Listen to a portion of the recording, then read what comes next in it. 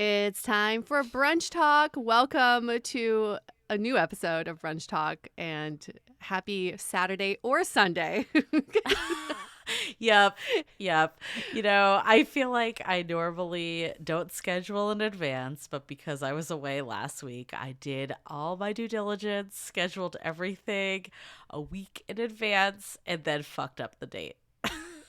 I don't think anybody noticed. And if you noticed and you got Brunch Talk released to you on Saturday, I don't think anybody would mind that because people also get brunch on Saturdays. Yeah, just early So both brunch days. last week. We're Yeah. back to our normally scheduled programming. But if you happen to see the Brunch Talk early, we might just leave it for you if this happens again. We had one listener, one of our moderators, Tony, was like, "I'm gonna listen before they realize," because I also didn't Yeah. write the blurb, and he's like, "I'm gonna listen quick before they realize and take it down." And I'm like, "I love that you're so on it. It makes me so happy." That's when you feel like you're in the know, right? When you get an Yeah. episode released early and there's a cryptic description of it. And you think, best- ooh, is this a secret episode? The best part is Yue messaged me and she's like, "Is there a reason that Brunch Talk went out early this week?" And I was I'm like, oh, we had an "Not by-" episode that went live today. You're like, "Not by design." And I had the worst reception because I was in the middle of nowhere. And I was Yeah. like, I could barely have any conversation. Like, anything you could do to fix this until I'm back to civilization would be phenomenal. Either way, it all worked out. And there you go. Subscribe and follow us because you never know if you're going to get an episode a day Exactly. early or maybe a day later. We are keeping you on Yeah, your toes. we're just keeping you on your toes. Exactly. It's all by design, not error. No way. Anyways, brunch- what I love about this Brunch Talk, though, is it spiraled from last Brunch Talk. And that's, I think, in my opinion, the best way to keep these topics rolling is when you hear something, have another revelation, send us an email, and then we're ready to go. This is just keep the convo going.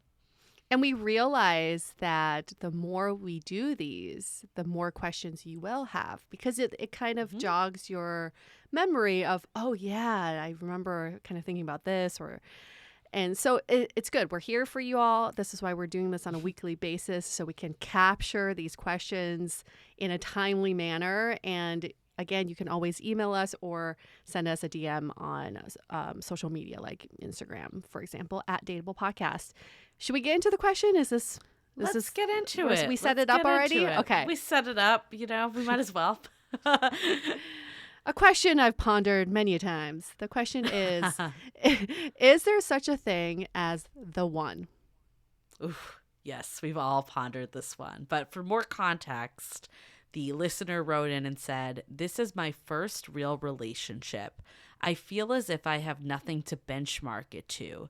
And the best thing I can do is compare them to my friends' relationships.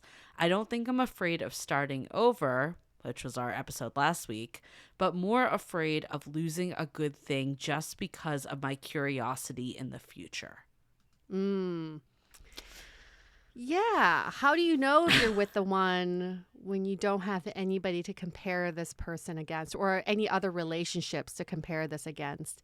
And my first inkling is to say, the one doesn't come pre-packaged. You can't just walk into a store and there's an aisle called the one and you just say, "I'll pick the purple one." It doesn't happen like that. The one is created in a relationship.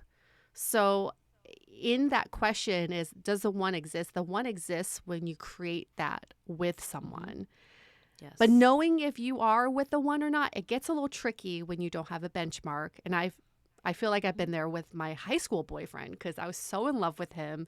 I felt like he was the one, but I didn't know. I was like a little 17-year-old, right?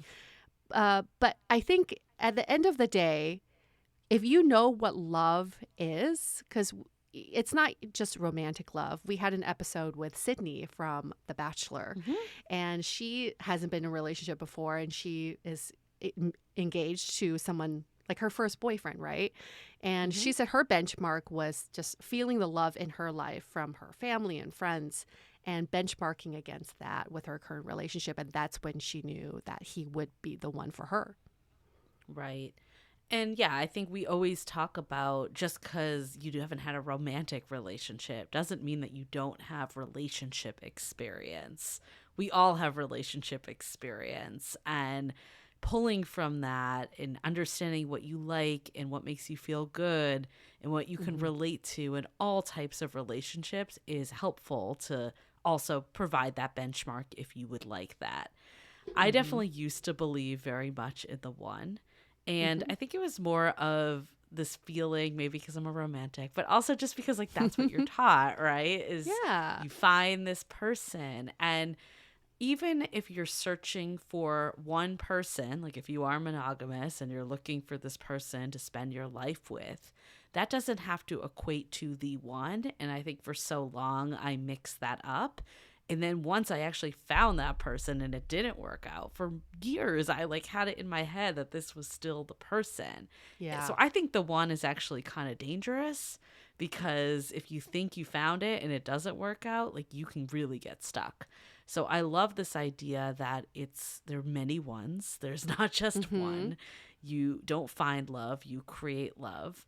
And I think the reality is, and this is really scary sometimes to say out loud, but the only thing we don't know what the future is going to bring with any relationship. Even if you've had hundreds of relationships before, like, Yeah.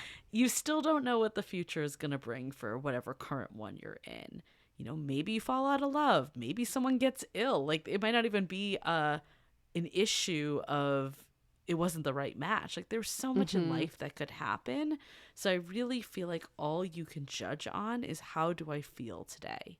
Do I Yeah. feel like this person brings out the best side of me? Do I feel loved and cherished by this person? Do I feel good around them? Do I feel good about myself? Do I feel safe? Do I feel secure? Like, all the things that you want in a relationship, do I feel it? And if the answer is yes, then I think you actually have something pretty freaking awesome and rare. And sometimes it's really hard to know, but hopefully I don't want to like say you should like take solstice as like your friends like bad dating life, but hearing other people share their like dating horror stories, listening to this podcast, different things that people would kind of kill for your situation, I think just because you don't have a benchmark doesn't mean that you need to get rid of that. Of course, if you're feeling unsatisfied or unfulfilled, then that's a totally different scenario. But if things are good, but you're just like, is this the best? Is this the one? Mm. Then I think that's a slippery slope, because everyone's going to have fault. No one is going to be perfect. And there's always going to be some conflict regardless of who you're with. There's this notion, I guess, that's been created by Hollywood, is that you get this feeling all of a Mm-hmm. sudden, like, I'm with the one. This must be the person for me. And some of us, it does happen that way. And Mm-hmm. for most of us, I would argue it does not happen that Yeah. way. It does take time, and it does take going through life with someone to know if you are with the right person. I know we often joke about Mr. Right versus Mr. Right Now, but I think the Mr. Right Now mentality is the right mentality. Like you were saying, Yeah. Julie, it's like you only have control over what you're feeling and going through today. You have no idea what the future holds. So if you're feeling like this is right now, it is right for you. The problem with the one is that people feel like they put a lot of pressure on their relationship, thinking, oh, I've been with this person for X amount of years or X amount of months. I should have this feeling already. But a relationship is like a plant. You can't just watch a plant and expect it to grow Mm-hmm. without tending to it, watering it. But if you, let's say you spend 2 years with the plant and you're like, oh, this plant must be a really healthy plant, but you've not done nothing with it, that plant is dying even though you've been with that plant for 2 years. So same thing with a relationship. The longevity of a relationship actually does not affect the quality of the relationship. So if you are wanting to be with the one, this is a conversation to have with your partner and talk about, what does the one mean to you and how can we Mm-hmm. be that for each other? Right. I love that so much. And I think it's a slippery slope to like be in this maximizer culture that we're all in. I feel like Amazon has totally fucked us that you can get anything anywhere at any 2 days. time. And there's always, yeah, 2 day shipment. And there's always a bigger, brighter model out there. Yeah.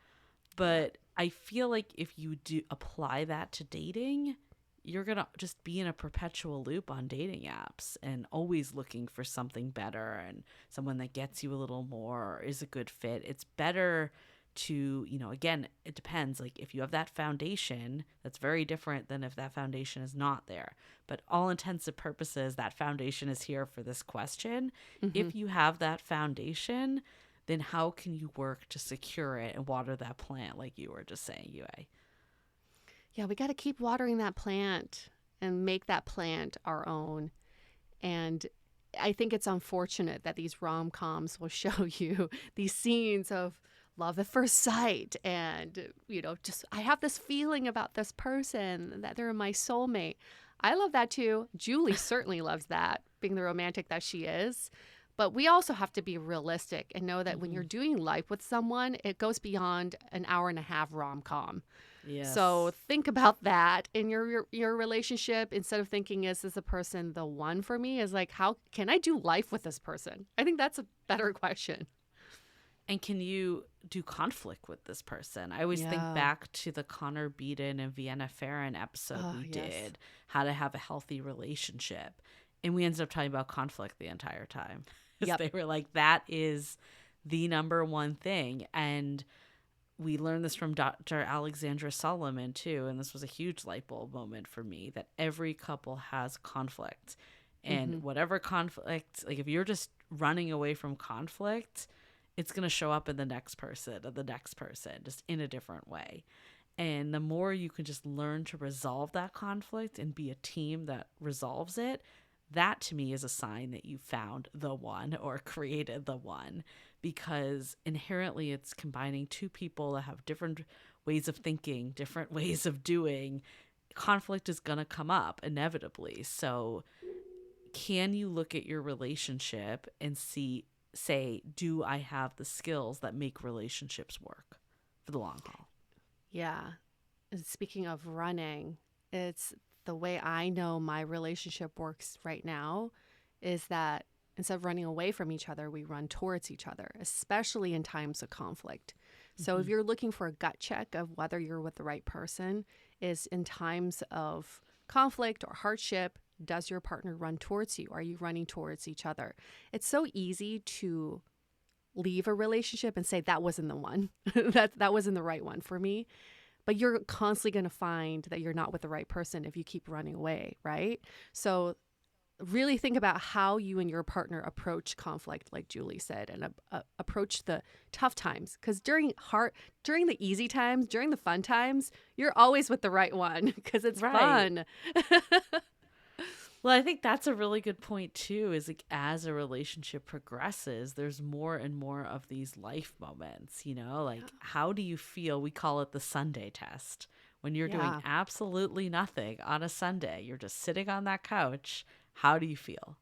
When it's not like the new restaurant or the hot bar, like whatever, Yeah. like something that's more of that external stimulus, like, is that the right word? Mm-hmm. Okay. External stimulus going on. Like, I think that's a really good benchmark too. Can you just talk about anything? Like, does it have to feel on all the time? Those are Mm-hmm. all really important traits to look for when you're evaluating if this person could be it for the long haul. So I'm not going to use the word the one. Yeah, there is no the one. There's so many. There's so many people who could be compatible for you.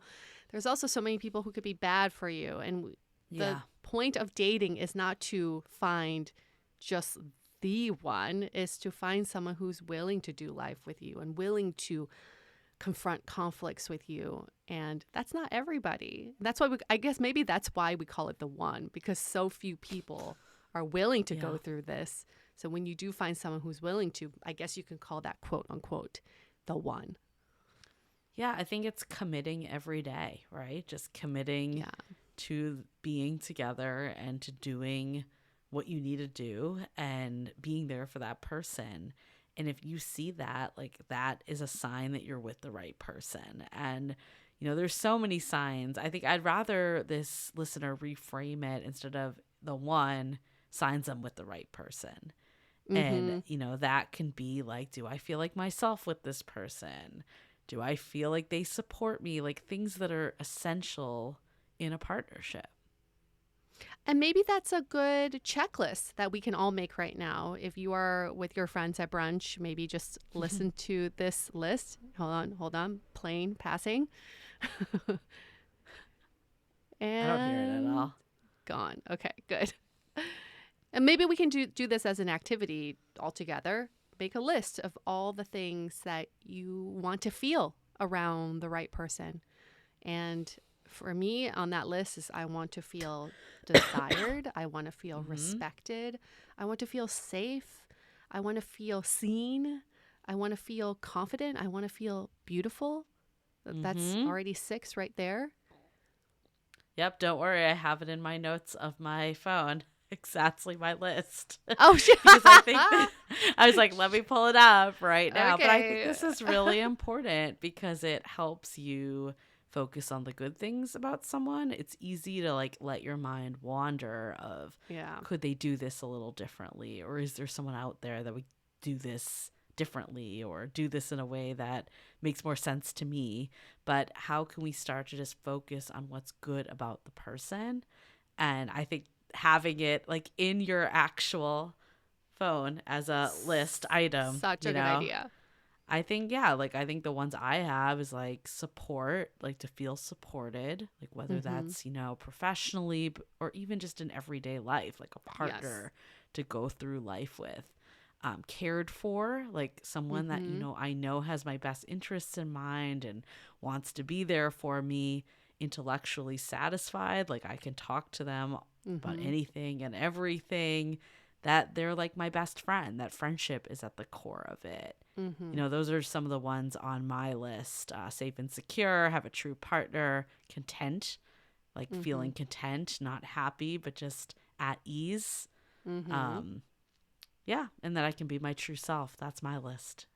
That's a great list. What an awesome idea to keep in your phone. All I have is my grocery list on my phone, so I'm gonna have to reshift my priorities a little bit. Yeah, But and that's a great reminder. yeah, and I think like for people that don't have a partner, making that list ahead of Mm-hmm. time, not making the list of their 6 feet or their, a slim build or whatever. Like those lists we don't need to build. But like Yes. having a list of like what you want to feel with this person is essential to help you be objective when you're dating. But then for people that have that partner to remind you of like what this person brings to your life. Mm-hmm. Or, if you're really feeling like some of these items are falling short, that's something you work together to create. And then if you really can't create it, then that's a sign that you're not with the right person, not that there's another one that's out there, that you are doing what you can, communicating what you need to, your needs, and, seeing if they meet you and want to work with you and commit to it together.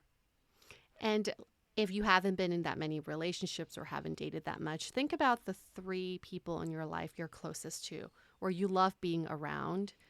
And then think about why you like being around them. How Yeah. do they make you feel? I love being around my mom because I feel like she supports me no matter what.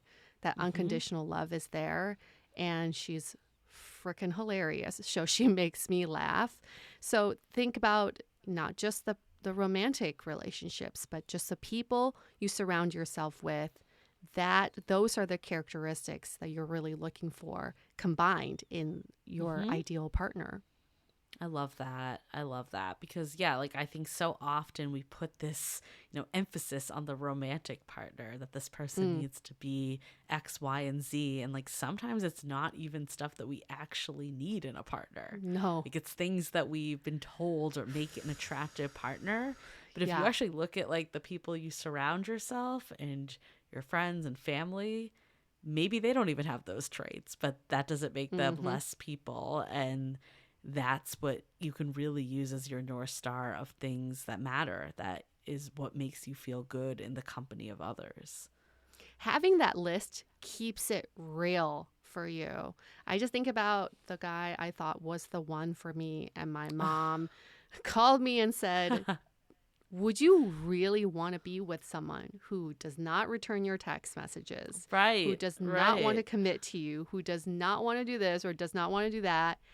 And it was such a rude awakening for me to think, why did I even think this person would be the one for me? They'd be a terrible partner to me. So having that list as your North Star really is a good gut check so you don't derail yourself from your entire love experience. I so wish I had this list when I Me was too. so hung up on the fact that my ex was the one, because the safe and secure, like right Yeah. there, the fact that it was an on again, off again relationship should tell you all, right? Yep. That is the definition of not safe and secure. And I think recognizing that, instead of getting, I think we get so attached to the story, especially if you had a meet cute.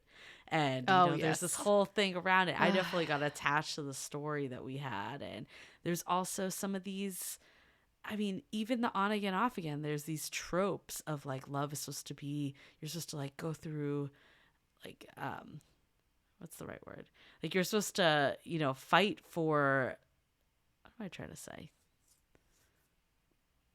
Like I feel like love is not like a Disney movie where you're like Mm. fighting a battle to like win over this person. It shouldn't be this like tumultuous, like, Mm-hmm. peaks and valleys type story, like a hero's journey. Like this is your love life. Like it doesn't need to be that way. But I think we get so caught in what we think it should be like that we don't recognize when things are just safe and secure and calm and peaceful. All the things that actually really matter. Yeah, that's a good parting note for everyone. Even if you feel like you found the one or you kind of know what you're looking for in the one, it's good to always remind yourself why you're dating in the first place. Yes. Why are you in relationships? Why do you want to be in relationships? It's not for the storyline, or I hope it's not for the storyline. The storyline is fun, but it only goes so far and it does not carry you through life.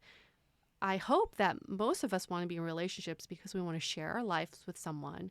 We want to find someone who is always on our side, our Hmm. biggest cheerleader, and then we can conquer the world together. Like, to me, that's like the ultimate hero story of being with Yeah. someone. And that's where love really flourishes, is when you're with someone, you're like, this person's got my back no matter what. They've got my back. And just that constant reminder of why the fuck are we doing this in the first place is good. Yeah. No, I think that's super helpful. And I hope for this listener that wrote in, we can, one, reframe what the one is. Yep. So that's first and foremost. And second is like, can there just be a gut check that what's important to you and what is your why for this relationship? If all of that checks out and you feel good today, because that's all you can control, then Yeah. you are with the right person and you can keep going, hopefully for the long haul. But if that changes, then you address it then, like that's all Yeah. you can really do. I encourage you to tell your partner too. Let them know. It shouldn't be Yeah. one sided. Hey, I'm feeling No. like you're really good for me. Do you feel that way too? How can we better support each other? This is an ongoing discussion. We're not just sitting back judging someone and like, oh, he didn't take out the trash. Not the one. Yeah. Like, no, we Yeah. gotta communicate. And especially if you haven't had a lot of relationship experience, you can bring it to that as like, hey, like this is where this is coming from. Like, I just don't know, and like let that Yeah. person be there with you on this journey. Like, that's Yeah. part of it. And like we said, we've heard of a lot of people, this relationship experience. I feel like this continues to be something that's always brought up. And, in today's world, when we are kind of putting relationships a little on the back burner sometimes for Mm-hmm. school and careers and building a life outside of relationships, oftentimes we do find ourselves at one point of being like, fuck, I'm in my first relationship and I'm way older than I Yeah. thought I was going to be. It's not Yeah. high school anymore. It's my 20s or 30s or 40s or whatever. And I think it's easy to be like, I'm behind. I don't know how to be in relationships.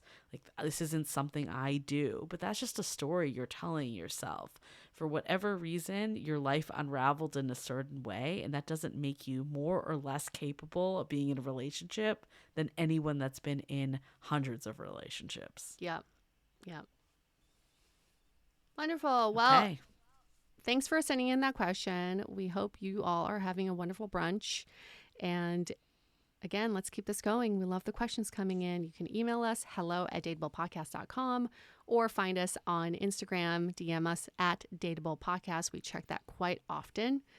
Or you can, I don't know, drop a line in our Facebook community. Love in the Time of Corona by the Dateable Podcast. Come on, let's keep that going too. You can reach us in so many different places, but we know you have burning questions. So ask. Ask away. Yep. And remember to subscribe in case brunch is early next week. Yeah. Surprise, surprise. All right, we're going to wrap up this episode. See you all next week for a brunch talk.